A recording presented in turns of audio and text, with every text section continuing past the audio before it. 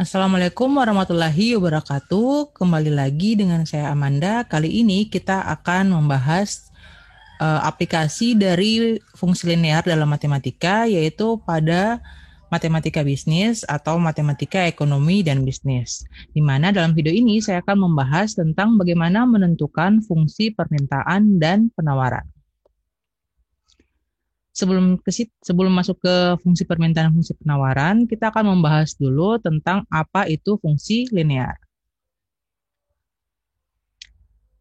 Jadi fungsi linear adalah suatu fungsi yang jika digambarkan dalam grafik maka akan membentuk garis atau linear ya. Di sini variabel pada fungsi ini paling tinggi berpangkat 1. Nah, bentuk umum dari fungsi linear itu adalah Y sama dengan MX tambah C.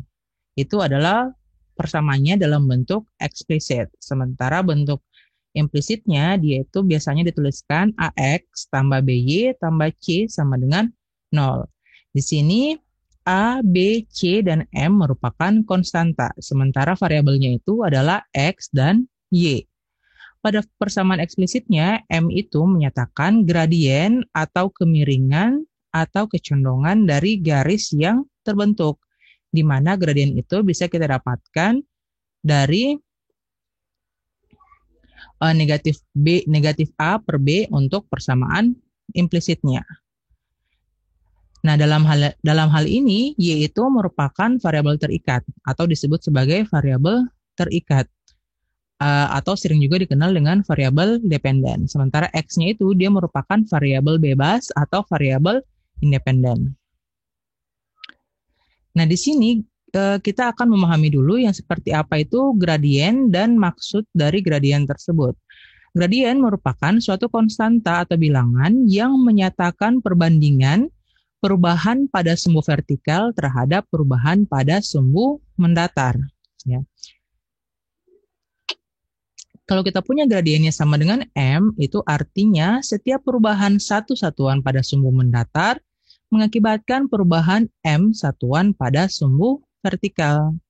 Nah, di sini kalau kita menggambarkan sebuah grafik, yang kita tuliskan pada sumbu horizontal itu merupakan variabel bebas. Sementara yang kita tuliskan pada sumbu vertikal, dia itu merupakan variabel terikat. Ini biasanya ya, walaupun sebenarnya kita juga bisa membalik tergantung dari pemahamannya kita. Kalau di matematika sendiri, kita biasa tidak terlalu bergantung di variabel bebas dan variabel terikat. Kita bisa menggambarkan secara terbalik karena kita paham dengan konteks dari grafik tersebut. Nah, M itu tadi sudah disebutkan didapatkan dari perbandingan antara perubahan pada sumbu vertikal dan dibagi perubahan pada sumbu horizontal. Itu berarti kalau sumbu vertikalnya itu dia membuat variabel X, berarti perubahannya dituliskan dengan delta X ya. Jadi simbol yang seperti segitiga ini dibaca delta dan menunjukkan perubahan. Jadi M itu sama dengan delta X per delta Y. Artinya perubahan pada X dibagi perubahan pada Y. Di sini contohnya itu kalau pada fungsi permintaan, M itu sama dengan delta P dibagi delta QD atau perubahan pada harga dibagi perubahan pada jumlah kuantitas barang yang diminta. Selanjutnya kita akan lihat bagaimana menentukan gradien garis yang melalui dua titik X1, Y1 dan X2, Y2. Jadi kalian bisa perhatikan pada gambar sini, garis yang kita mau cari gradiennya adalah garis yang berwarna merah ini ya. Jadi ketika garis ini dia melalui titik X1, Y1 dan titik X2, Y2, maka gradiennya itu bisa kita dapatkan dengan melihat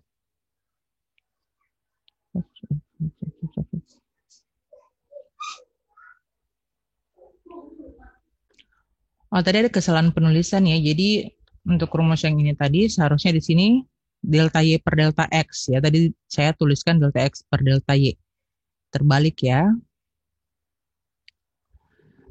Selanjutnya nanti berpengaruh di sini. Oke.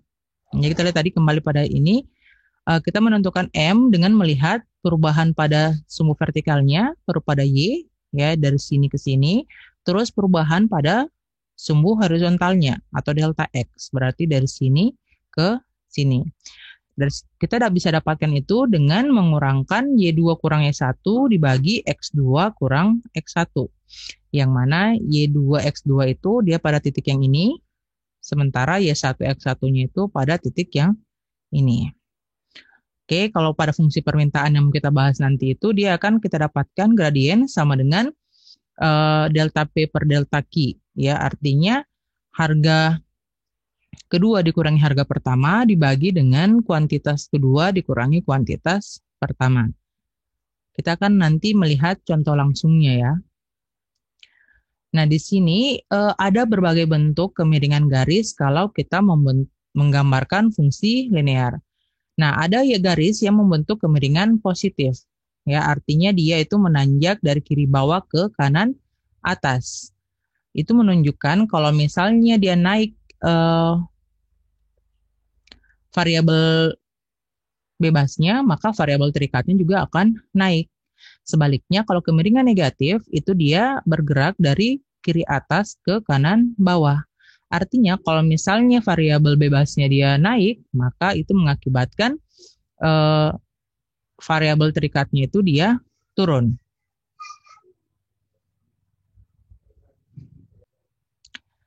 Selain kemiringan yang positif dan kemiringan negatif, ada juga kemiringan yang nol yang tak tentu. Ya, kemiringan nol itu ketika gambar grafiknya itu sejajar dengan sumbu horizontalnya. Sementara kemiringan yang tak tentu itu terjadi ketika gambar grafiknya itu sejajar dengan sumbu vertikal. Nah, di sini contoh, kalau misalnya kita punya persamaan garis Y sama dengan 2X tambah 3, itu artinya gradiennya itu positif. Ini menunjukkan kalau misalnya X-nya dia naik, Y-nya juga akan naik. Artinya setiap kenaikan satu satuan variabel X akan mengakibatkan kenaikan dua satuan pada variabel Y. Sebaliknya, kalau persamaannya dia menjadi Y sama dengan negatif 2X tambah 3, artinya dia mempunyai kemiringan yang negatif. Berarti kalau misalnya X-nya naik, Y-nya akan turun. Di sini artinya setiap kenaikan satu satuan variabel X mengakibatkan penurunan dua satuan pada variabel Y.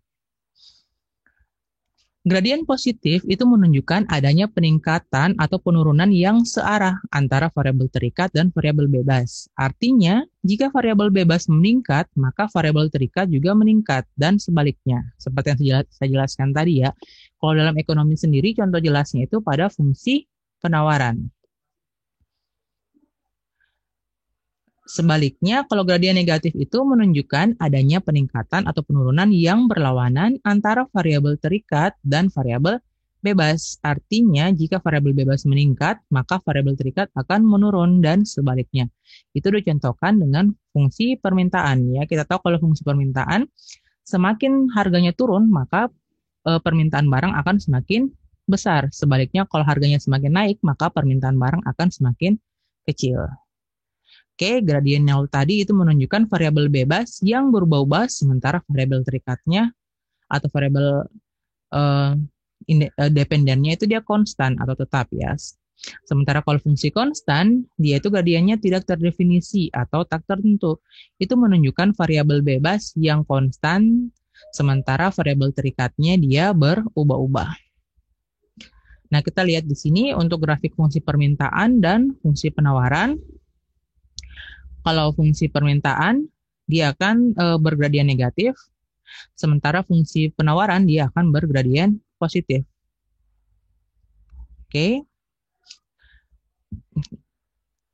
Nah, selanjutnya bagaimana kita menentukan persamaan fungsi linear? Yang pertama, kita menentukan persamaan fungsi linear yang memiliki gradien M dan melalui titik tertentu, misalnya titik X1, Y1. Itu kita bisa dapatkan persamaan fungsinya dengan rumus ini. Y kurang Y1 sama dengan M dikali X kurang X1. Ingat sekali lagi, Y dan X di sini dia variabel. Ya, jadi tidak akan berubah. Tidak ada angka yang dimasukkan. Angka yang kita punya nanti akan dimasukkan di nilai gradien, nilai X1 dan nilai Y1.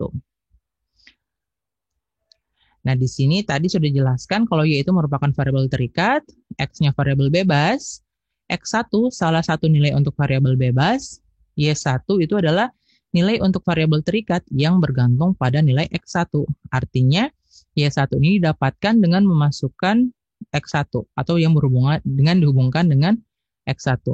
Sementara M adalah gradien garisnya. Nah, langkah-langkah menentukan persamaan fungsi linear, yang pertama kita tentukan dulu gradien atau kemiripan garisnya dengan cara membandingkan perubahan pada variabel terikat dengan perubahan pada variabel bebas. Yang kedua, kita menentukan persamaan fungsi linear dengan menggunakan rumus Y kurang Y1 sama dengan M kali X kurang X1 tadi. Nah, catatannya di sini, kalau variabel terikat merupakan hasil dari fungsi terhadap variabel bebas, atau dengan kata lain, Y merupakan fungsi terhadap X. Nah, jika fungsi yang dimaksudkan adalah fungsi F, maka biasanya kita tuliskan Y itu sama dengan Fx. Ya, jadi jangan sampai kalian dapatkan bentuk yang bukan Y, tapi dalam bentuk fungsi itu tetap memiliki makna yang sama. Nah, begitu juga nanti kalau kita lihat aplikasinya, tidak semua menggunakan simbol Y dan X, atau fungsinya tidak selamanya F, ya, tergantung dari variabel yang kita punya. Yang terakhir, ubah bentuk persamaannya menjadi persamaan eksplisit. Yang ketiga, yang terakhir itu kita membuat kesimpulan. Kenapa membuat kesimpulan? Dalam aplikasinya, ketika kita menuliskan sebuah persamaan linear, orang harus paham persamaan itu dimaksudkan untuk apa. Makanya di sini gunanya kita membuat kesimpulan. Setelah kita sudah punya fungsi linear, kita bisa menggambarkan grafik fungsi linear tersebut supaya bisa kelihatan secara eksplisit bagaimana penampakan dari fungsi yang kita punya. Bagaimana caranya? Yang pertama, kita tentukan titik potong dengan sumbu vertikal, yaitu ketika nilai variabel bebasnya sama dengan 0. Yang kedua, kita menentukan titik potong dengan sumbu horizontal, yaitu ketika nilai variabel terikatnya sama dengan 0. Dan yang terakhir, kita gambarkan grafik standar yang memuat kedua titik potong pada langkah 1 dan 2. Grafik itu dengan cara menarik garis lurus yang menghubungkan kedua titik potong tersebut. Nanti kita akan lihat contohnya ya. Nah, di sini contohnya saya ambil dulu tentang fungsi permintaan. Suatu barang jika dijual seharga 5.000 akan laku sebanyak 3.000 buah. Akan tetapi, jika dijual dengan harga lebih murah yaitu 4.000 per buah, maka jumlah permintaan terhadap barang tersebut meningkat menjadi 6.000 buah. Bagaimana fungsi permintaannya dan gambarkan fungsi permintaan tersebut pada grafik Kartesius. Kita mulai dengan melihat apa yang kita tahu yang kita punya tadi. P1 atau harga pertama itu adalah 5.000. Kalau kita punya P1 tadi permintaan barang menjadi 3.000 atau Q-nya ya. Terus P2 4.000. Kalau P-nya 4.000, permintaannya menjadi 6.000. Yang ditanyakan pertama fungsi permintaan atau biasa kita tuliskan FQD, dan yang kedua grafik fungsi permintaannya. Nah, kita masuk ke langkah pertama, kita tentukan gradien garis. Rumusnya tadi adalah perubahan pada sumbu vertikal dibagi perubahan pada sumbu horizontal. Di sini yang vertikal itu adalah harganya ya.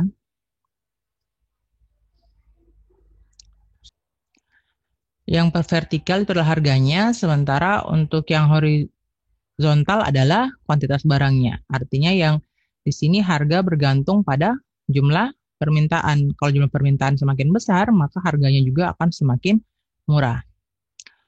Kita lihat di sini berarti P2 kurang P1 dibagi Q2 kurang Q1. Itu berarti 4.000 kurang 5.000 dibagi 6.000 kurang 3.000. Hasilnya negatif 1.000 per 3.000 yang kita sederhanakan menjadi negatif 1/3. Setelah itu kita tentukan persamaan fungsinya. Jadi harga merupakan fungsi terhadap jumlah barang atau P merupakan fungsi terhadap QD. Tadi ya kita tuliskan P sebagai FQD. Di sini kita punya rumusnya kan tadi, rumusnya tadi itu kan Y kurang Y1 kali sama dengan M kali X kurang X1. Di sini karena yang di sumbu vertikal atau yang variabel terikatnya adalah harga, makanya di sini jadi P, ya variabelnya kita rubah. Terus untuk yang di horizontal itu adalah variabel bebas yang mana tadi di rumusnya X. Di sini adalah kuantitas, jadi Q di sini. Oke, jadi tidak masalah ya. Jadi kalian harus ingat tidak masalah kita merubah jenis variabelnya. Yang penting rumusnya tetap sama. Berarti P kurang 5.000 itu sama dengan negatif 1/3 tadi M-nya dikali QD kurang 3.000. Dari sini dengan mengalihkan ini 3 ke sini, kita dapatkan 3 kali P kurang 5.000 sama dengan negatif 1 kali QD kurang 3.000. Dikali menggunakan sifat distributif, kali ke dalam, 3 kali P 3P, 3 kali min 5.000 jadi min 15.000. Negatif 1 kali QD jadi negatif QD, negatif 1 kali negatif 3.000 jadi plus 3.000 di sini. Didapatkan, berarti kita buat dulu model persamaan eksplisitnya ya. Jadi 3P sama dengan negatif QD tambah 3.000, negatif 15.000 pindah ke sebelah jadi positif 15.000. Berarti 3P sama dengan negatif QD 3.000 tambah 15.000 18.000. Nah, yang persamaan eksplisit itu di sini harus P saja ya. Tidak boleh ada koefisiennya. Makanya supaya hilangkan koefisien, ini kita bagi dengan 3. Jadi sama dengan P sama dengan negatif QD tambah 1.800 per 3. Atau P sama dengan negatif QD per 3 tambah 18.000 per 3 sama dengan negatif sepertiga QD tambah 6.000. Oke, kelihatan ya di sini M-nya. Nah, selanjutnya kita buat kesimpulannya. Ya, ini persamaan eksplisit. Oh, sebentar kesimpulan setelah kita gambar grafiknya ya. Gambar grafiknya tadi yang pertama kita tentukan dulu titik potong dengan sumbu vertikal. Dapatkan itu ketika kalau titik potong dengan sumbu vertikal berarti di situ QD-nya sama dengan 0. Ya, artinya kita masukkan QD sama dengan 0 ini ke persamaan yang kita sudah punya tadi. Berarti P sama dengan negatif sepertiga kali 0 tambah 6.000 atau sama dengan 0 tambah 6.000 sama dengan 6.000. Artinya titik potongnya adalah 0,6.000.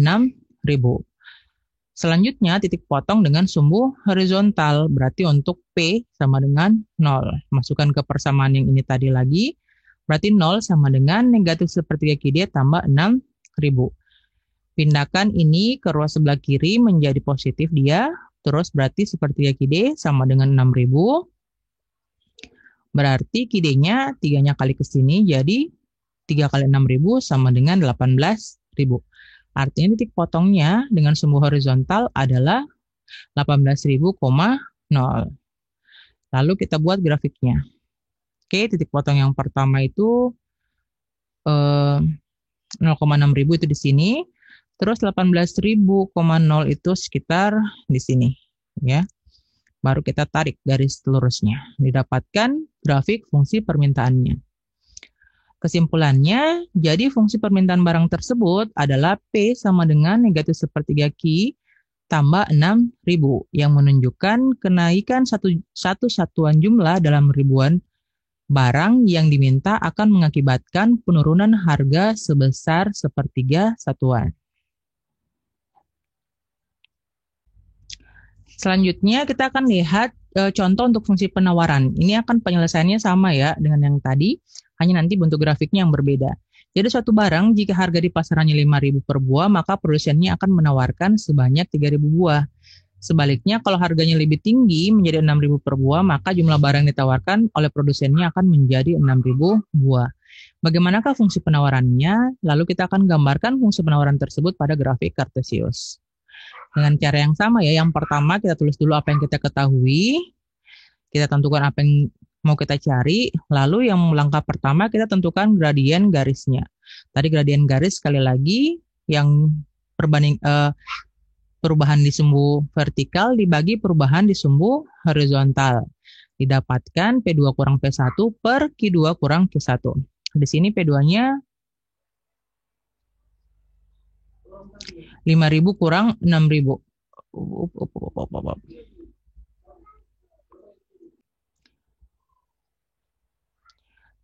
Tadi ada kesalahan ya. Jadi P2 kurang P1-nya itu seharusnya 6.000 kurang 5.000.